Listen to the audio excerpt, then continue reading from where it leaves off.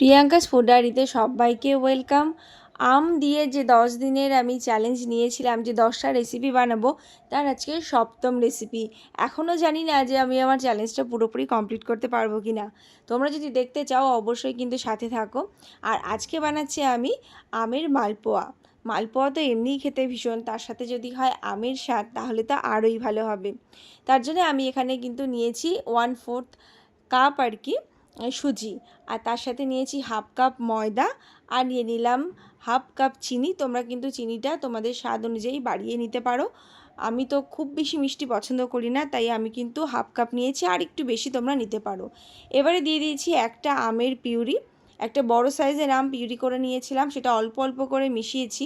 একবারে প্রথমেই পুরোটা দিয়ে দেওয়া যাবে না, মেখে মেখে দেখে নিতে হবে যে কতটা প্রয়োজন। আর অল্প একটু দুধ দিয়েছি ব্যাটারটা গোলার জন্য, যতটুকু প্রয়োজন দিয়ে খুব ভালো করে মিশিয়ে নিয়ে আমি কিন্তু এটাকে আধ ঘন্টার জন্য ঢেকে রেখে দেবো।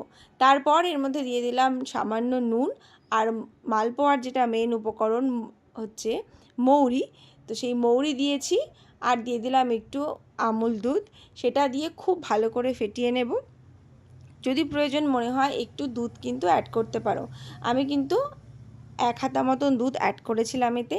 আর তারপরেই কিন্তু তেল গরম করে, সাদা তেল গরম করে, চাইলে তোমরা ঘিও ভাজতে পারো। এবারে ব্যাটার থেকে 1 হাতা করে দিতে হবে, আর নিজেদের ইচ্ছা মতন সাইজ অনুযায়ী তোমরা আমের মালপোয়া তৈরি করে নিতে পারবে। তো খেতে ভীষণই ভালো, মালপোয়া এমনিই খেতে ভালো, আর তার সাথে আমের ফ্লেভার, তো সেটা দুটো মিলে আরও সুন্দর।